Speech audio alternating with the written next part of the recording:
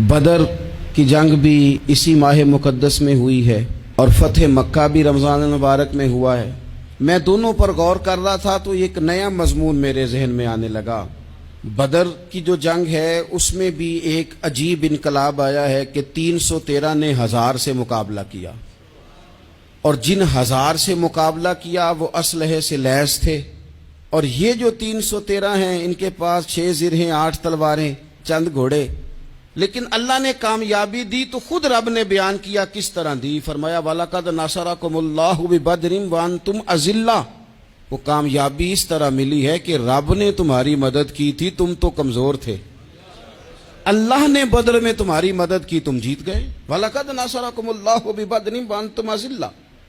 अल्लाह ने बदर में तुम्हारी मदद की, तुम तो कमजोर थे। फिर फतेह मक्का नसीब हुई तो उसमें भी बेहतरीन मनसूबाबंदी नबी पाक अलैहिस्सलाम ने फरमाई, बेहतरीन हिकमत अमली हुजूर ने अपनाई। लेकिन हमें जो अल्लाह रसूल ने बात समझाई वो क्या है? इज़ा जा नस्रुल्लाह वल फतह।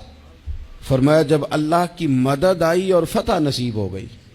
ये अल्लाह ने मदद फरमाई तुम्हारी, यहां भी फतेह मक्का भी अल्लाह की मदद से, जंगे बदर भी अल्लाह की मदद से। वो जो मदद है अल्लाह ताला की, जब वो हम ये करते हैं कि हम अपनी सारी जिंदगी सियासत की नजर कर दें। हमारी सियासत सिर्फ मुल्क में नहीं होती, हमारी सियासत खानदान में भी होती है। हम घर के अंदर भी सियासत करते हैं। हम किसी खास तरीके से लोगों को अपने पीछे चलाना चाहते हैं। हम एक खास उसलूब इख्तियार करते हैं कि लोग हमारे पीछे चलें। उसका नुकसान हमें ये होता है कि सियासत जो होती है ये शतरंज के हेर फेर की तरह होती है। तो इसके राज बड़ी जल्दी खुलने लग जाते हैं। पता चल जाता है कि बंदा मुखलिस नहीं था, सियासत कर रहा था, तरीके सलीके से इसने जोड़ के रखा हुआ था। हम हर जगह सियासत के बलबोते पर चीजों को लेकर चलना चाहते हैं, सियासतें नाकाम हो जाती हैं, सियाने सियाने लोग फेल हो जाते हैं। बचता सिर्फ वही है जिसके पीछे रब ताला की मदद शामिल हाल होती है।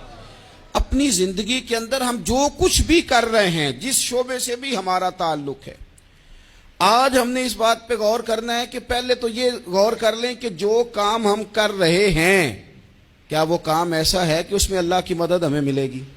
अगर आप कोई माज़अल्लाह नाजायज काम कर रहे हैं, फेले हराम का इर्तिकाब कर रहे हैं, तो उसमें तो मदद इलाही आएगी नहीं।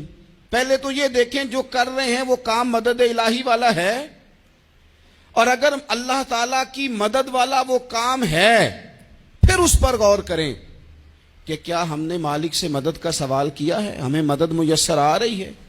वो मैंने बुजुर्गों से एक बात सुनी थी, वो बड़ी याद रह गई।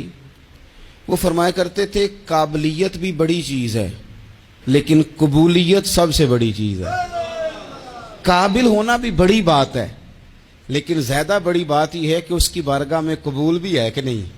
अपनी जिंदगी में अल्लाह की मदद की तरफ बढ़ें, मालिक की मदद का हुसूल इख्तियार करने की कोशिश करें।